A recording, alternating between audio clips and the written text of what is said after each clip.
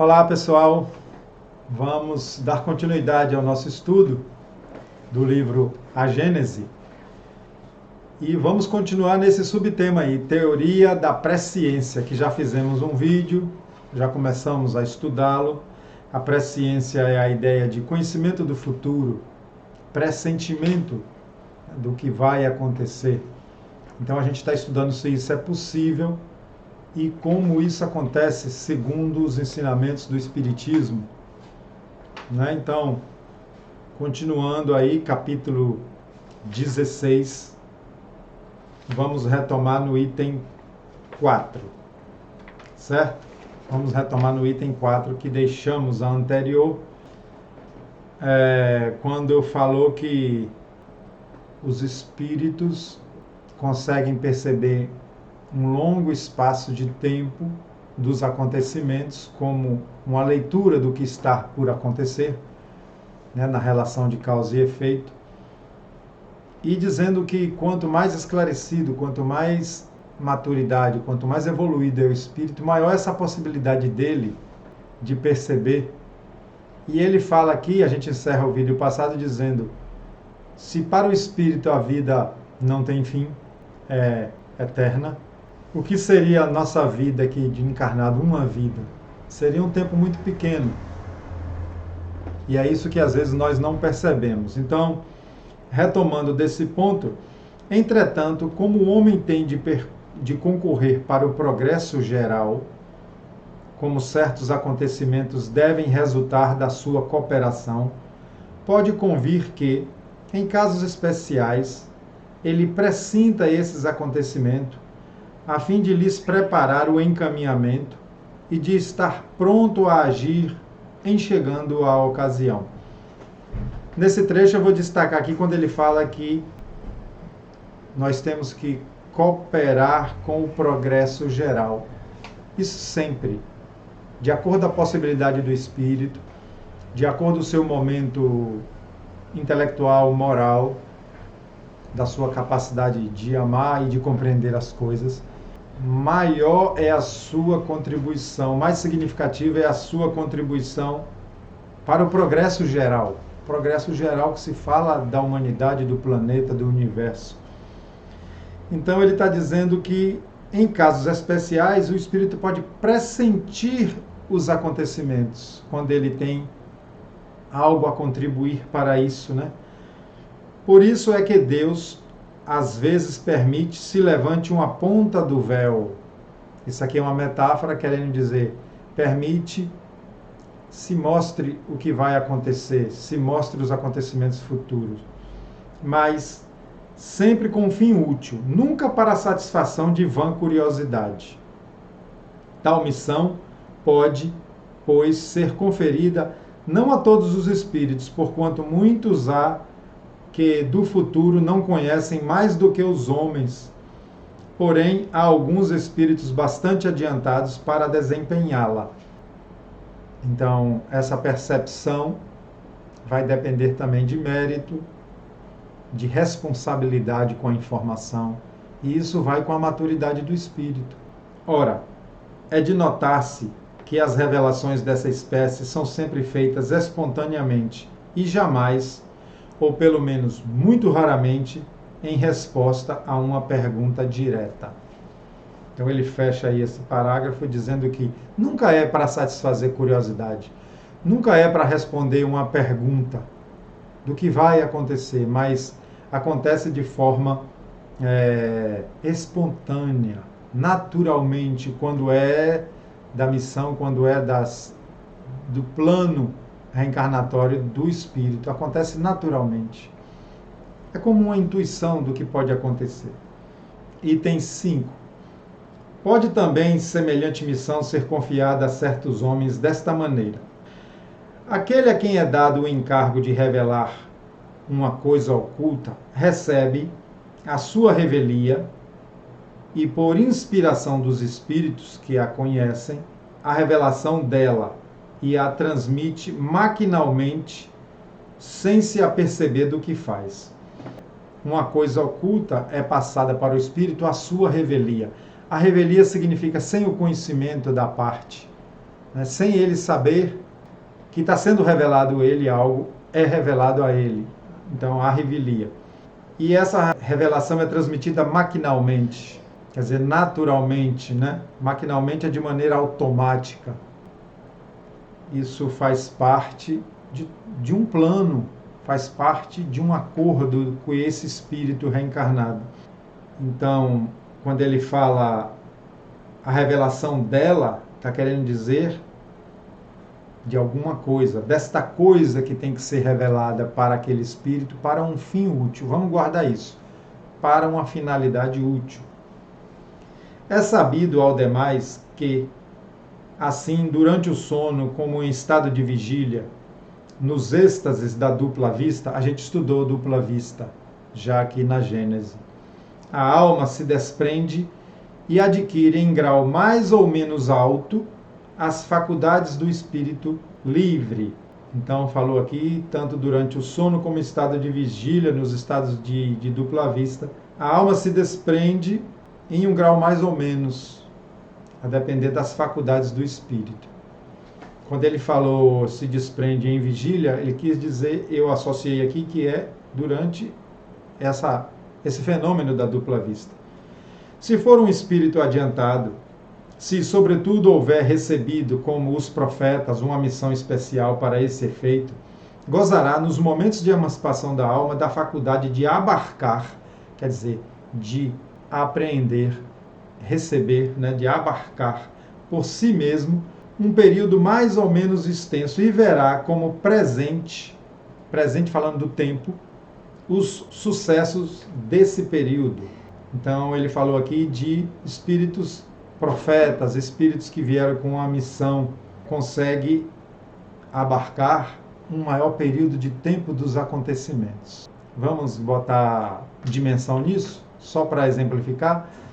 Pode pegar o que vai acontecer nos próximos 2 dias, 3 dias, ou no próximo mês, ou no próximo ano, ou numa década, ou durante toda a encarnação de uma pessoa, durante 100 anos, a depender dessa missão. Pode então revelá-los no mesmo instante ou conservar lembrança deles ao despertar, quer dizer, ao acordar. Ele pode, ao mesmo tempo, já ter isso revelado, porque acordou, ou pode ter isso, conservar numa lembrança para um momento oportuno. Muita gente já relatou, e a gente sempre tem esse negócio, ao acordar, lembrar de alguma coisa, tomar uma decisão que estava em dúvida, mudar alguma coisa. Geralmente isso acontece com algumas pessoas que já me relataram, e comigo também já aconteceu. Claro que eu estou falando de coisas menores, pelo menos em relação a mim. Se os sucessos hajam de permanecer secretos, ele o esquecerá, ou apenas guardará uma vaga intuição do que lhe foi revelado. Basta para o guiar instintivamente. Então, se esse sucesso que vai acontecer em alguma tarefa, em alguma missão, não puder ser revelada, tiver que manter-se ainda em segredo, ele vai ter como intuição. E isso vai o guiar instintivamente, através de vontades, através de ideias, vai o guiar, e aquilo vai continuar em segredo, porque sempre para o bem da humanidade, né? Quando é plano da espiritualidade do bem. E isso, eu imagino que deva ter todo um trabalho dos espíritos em volta desse acontecimento, né? Desse sucesso que pode acontecer. Item 6 agora. É assim que, em certas ocasiões, essa faculdade da intuição, né, se desenvolve providencialmente na iminência de perigos, nas grandes calamidades, nas revoluções.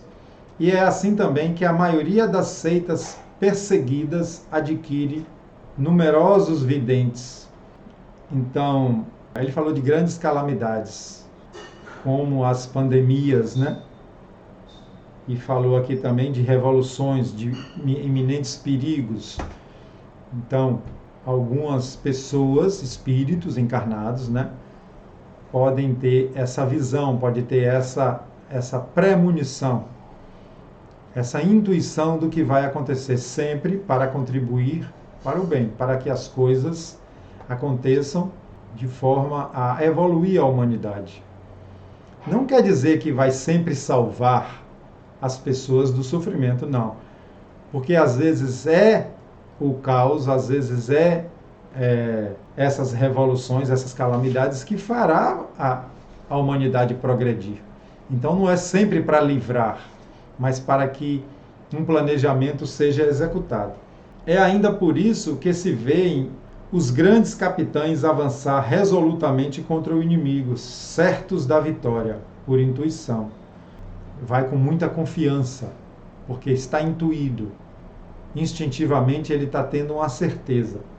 Que homens de gênio, como por exemplo Cristóvão Colombo, caminham para uma meta, anunciando previamente, por assim dizer, o instante em que a alcançarão.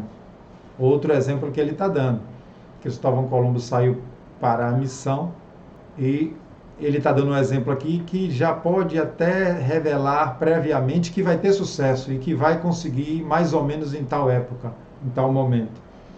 É que eles viram essa meta, que para seus espíritos deixou de ser o desconhecido. Desdobrado, fora do corpo, pode trazer essa informação. Nada, pois, tem de sobrenatural o dom da predição, mais do que uma imensidade de outros fenômenos. Então ele falou que a predição é um fenômeno natural como uma imensidade de outros fenômenos que acontecem.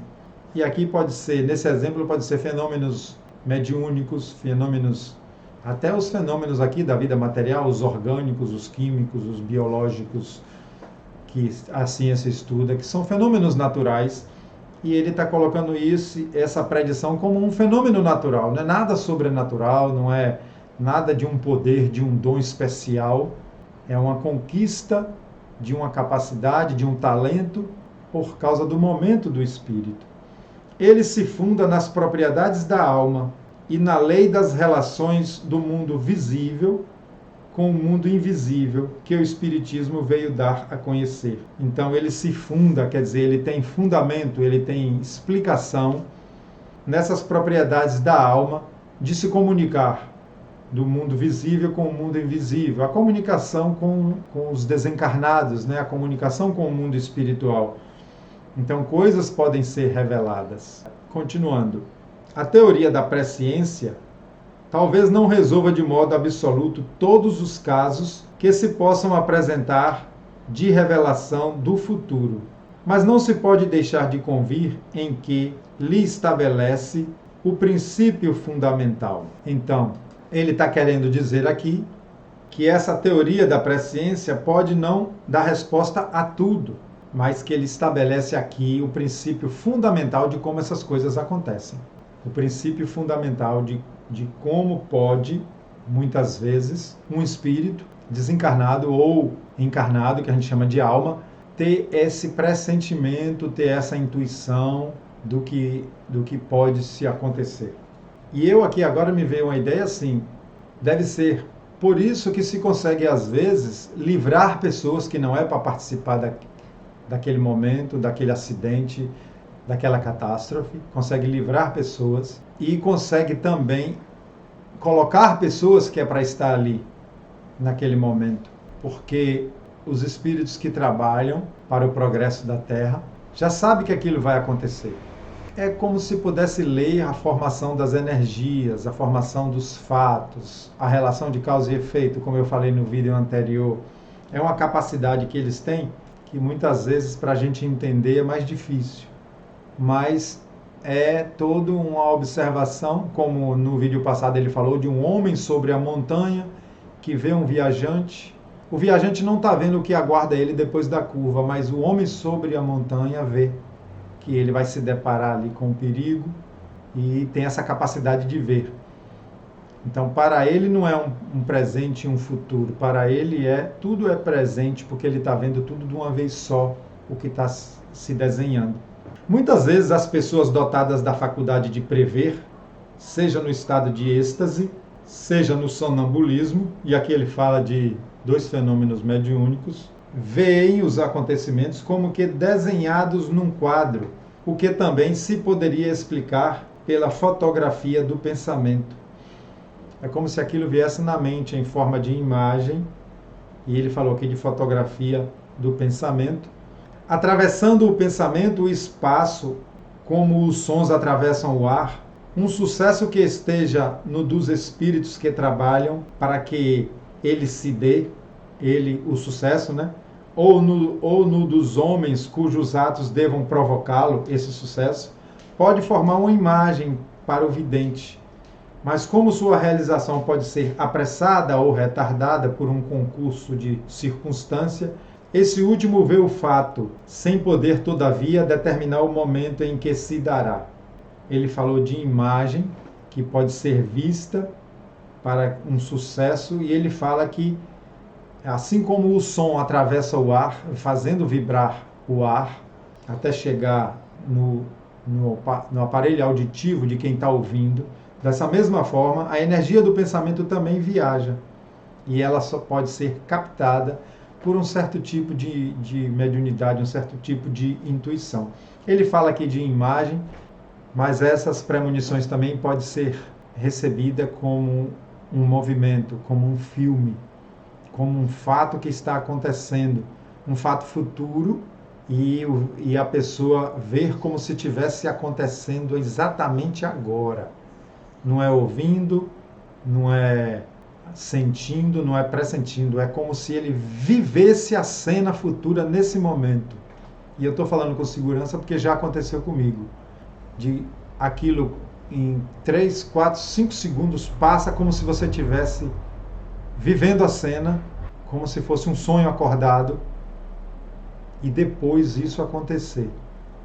Não raro acontece que aquele pensamento não passa de um projeto, de um desejo, que se não concretizem em realidade, donde os frequentes erros de fato e de data nas previsões. Então ele abriu outra possibilidade, que essas coisas podem acontecer, de ver imagem, de pressentir esse filme, mas que seja apenas de desejo da pessoa e que não seja realmente um pressentimento, uma intuição. Ele deixou aqui essa possibilidade agora. Item 8. Para compreendermos as coisas espirituais, isto é, para fazermos delas ideia tão clara como a que fazemos de uma paisagem que tenhamos ante os olhos, falta-nos em verdade um sentido, exatamente como ao cego de nascença falta um que lhe faculte compreender os efeitos da luz, das cores e da vista sem o contato. Então ele fez uma comparação com a pessoa que é cega e não pode perceber as cores, as luzes, fazendo uma comparação com quem não tem esse sentido da intuição para prever as coisas, também não vai ver. Daí se segue que somente por esforço da imaginação e por meio de comparações com coisas materiais que nos sejam familiares, chegamos a consegui-los. Esforço de imaginação e por meio de comparações. Talvez para fazer essa leitura dessa intuição, fazendo comparações com coisas materiais e com coisas que a gente já conhece, que nos são familiares, para conseguir formar essa ideia. Ele está falando aqui de quem ainda não tem esse sentido. As coisas materiais, porém, não nos podem dar das coisas espirituais senão ideias muito imperfeitas. Razão porque não se devem tomar ao pé da letra essas comparações e crer, por exemplo, que a extensão das faculdades perceptivas dos espíritos depende da efetiva elevação deles, nem que eles precisem estar em cima de uma montanha ou acima das nuvens para abrangerem o tempo e o espaço. Então ele está dando aqui um cuidado de que as metáforas, as comparações materiais que ele fez da montanha, de olhar de cima, são apenas metáforas materiais, mas que espiritualmente não é assim. E quando ele fala depende da efetiva elevação, está falando de altura mesmo, de estar na montanha. Não depende disso, de estar nas nuvens nem nas montanhas, para perceber os acontecimentos. Tal faculdade lhe é inerente ao estado de espiritualização, ou, se o preferirem, de desmaterialização. Então não é posição geográfica, não é posição de observador, mas dessa desmaterialização do perispírito, em que as energias ficam mais sutis, mais conectadas com o alto. Quer isto dizer que a espiritualização produz um efeito que se pode comparar, se bem muito imperfeitamente, ao da visão de conjunto que tem o homem colocado sobre a montanha. Então ele está fazendo a comparação aqui da condição espiritual, de ter uma desmaterialização, de ter um grau de sensibilidade maior, que pode perceber um maior espaço de tempo dos acontecimentos. Assim como o homem sobre a montanha pode perceber os acontecimentos que estão lá embaixo. Né? Quando a gente olha pela janela do avião, para quem já voou, e a gente vê os carrinhos correndo ali, quando o avião ainda está baixo, a gente vê várias pistas, várias avenidas na cidade, os carros passando, e os carros não estão vendo o que a gente está vendo, os motoristas. Essa comparação objetivava simplesmente mostrar que acontecimentos pertencentes ainda para uns ao futuro estão para outros ao presente e podem assim ser preditos, o que não implica que o efeito se produza de igual maneira. Então é isso, não é que prevê o futuro, é que para determinados espíritos ou para determinadas pessoas encarnadas, aquilo não está sendo futuro, está sendo presente, para eles está acontecendo. Como nesse exemplo que eu falei da gente olhar a cidade de cima e perceber os carros, as avenidas, você está vendo um longo espaço de tempo. E um carro que está no início da avenida não sabe o que está acontecendo no fim. Se você, por exemplo, vê um engarrafamento, vê um acidente, vê uma manifestação lá de cima, aquele carro que está no início da avenida ainda não viu, ainda não sabe, mas você já está vendo tudo. Para o motorista do carro que está lá no início da avenida, aquilo vai ser um futuro. Daqui a alguns minutos ainda vai acontecer. Para você não, já é presente, você já está vendo acontecendo. Para, portanto, gozar dessa percepção, não precisa o espírito transportar-se a um ponto qualquer do espaço. Não precisa de posição geográfica. Pode possuí-la em toda a sua plenitude aquele que na Terra se acha ao nosso lado, tanto quanto se achasse a 1000 léguas de distância, ao passo que nós nada vemos além do nosso horizonte visual. Então, esse sentido não precisa de posição geográfica. A pessoa pode estar aqui, em Salvador, e perceber um evento em São Paulo. Não é questão de posição geográfica, é questão de energia, de pensamento, de foco, de direcionamento. Ou, agora, um raciocínio meu aqui, de trabalho dos espíritos também, se aquilo for necessário. Não se operando a visão nos espíritos do mesmo modo, nem com os mesmos elementos que no homem, está falando da alma encarnada, né? Muito diverso é o horizonte visual dos primeiros, quer dizer, dos espíritos desencarnados. Muito diverso, muito diferente é o horizonte visual. Ora, é precisamente esse o sentido que nos falece para concebermos. Falece aqui no sentido de que ainda falta, de fazer falta. É precisamente esse o sentido que nos falta para a gente conseguir fazer isso. O espírito ao lado do encarnado é como o vidente ao lado do cego. Aqui agora ele fez outra comparação. Esse espírito que tem essa possibilidade de perceber um longo período do acontecimento, ao lado de nós que não percebemos, que temos esses acontecimentos como futuros, como daqui a um ano, não sabe o que vai acontecer, mas o espírito está percebendo, então para ele daqui a um ano não é futuro, é presente para ele. Então ele fez que isso é como o cego de junto do vidente, fazendo a comparação que nós estaríamos cegos e o espírito é o vidente. Então está mostrando aqui o raciocínio de fenômenos que acontecem, fenômenos naturais que acontecem com nós e com os espíritos, e que possibilita essa leitura do que está se acontecendo, do que está se desenrolando. Vamos deixar por aqui, por causa do tamanho do vídeo, e vamos continuar nesse tema depois. E que Jesus nos abençoe, nossos lares, nossas famílias, e que a gente seja sempre intuído para compreender bem essas coisas, porque isso faz parte do nosso progresso, do nosso entendimento das coisas. Tá bom? Um grande abraço, até o próximo vídeo.